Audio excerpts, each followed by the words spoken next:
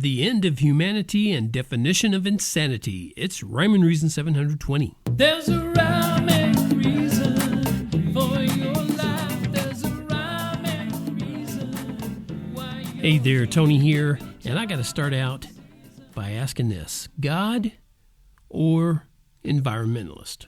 Which one do you trust? Let's say God told you something like, while the earth remains, seed time and harvest, cold and heat, winter and summer, and day and night shall not cease. What if he told you something like that? Would you believe him? Or would you rather put your faith in those who've been incorrectly predicting the end of humanity for, decades? Would you rather trust them? They've been doing it wrong for a long time. Maybe they're going to get it right. Well, I'll take the end of humanity for 200, Alex.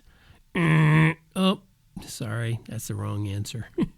Because God actually did say everyday life will continue normally for as long as the earth remains. And the earth will remain until God gets rid of it, until he gets rid of it, not us. And he will get rid of it one day, and I don't blame him. We've turned it into a cesspool, we humans.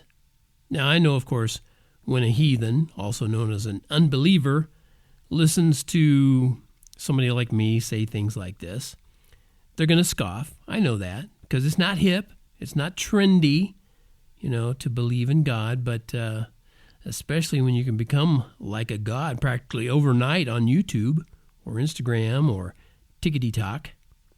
Well, you know what? You can lose that status overnight too. Just a little inside info there for you. But it's not a good idea, and you can translate that into it's stupid. It's stupid to disagree with God. It is. Everyone who ever did lost that debate, and everyone who ever does and ever will do, they'll lose that debate too. But who cares, right? I mean, why does it matter whether I'm right for saying the earth is going to be okay or you're right for saying the sky is falling as we speak?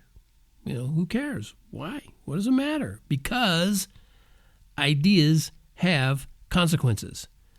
It's so simple. I don't get why people don't understand this. Wrong ideas lead to things like bad science.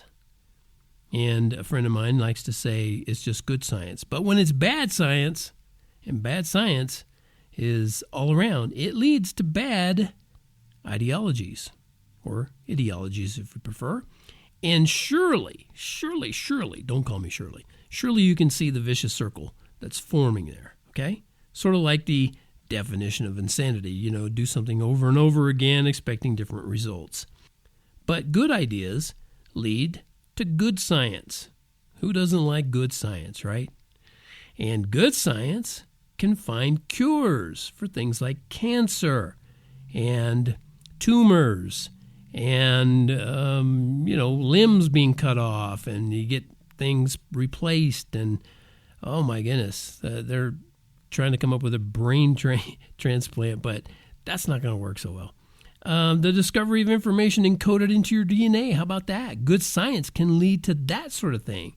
And those kind of discoveries point to a designer, because the incredibly complex design that's found in, let's just say, one human cell couldn't have happened accidentally. Just couldn't have happened. Sure, accidents happen, but you're not one of them. Hey, by the way, there's a T-shirt that says that very thing, and I'm going to put a link to it in the show notes that you can get that T-shirt. Sure, accidents happen, but you're not one of them. Yeah, one of them.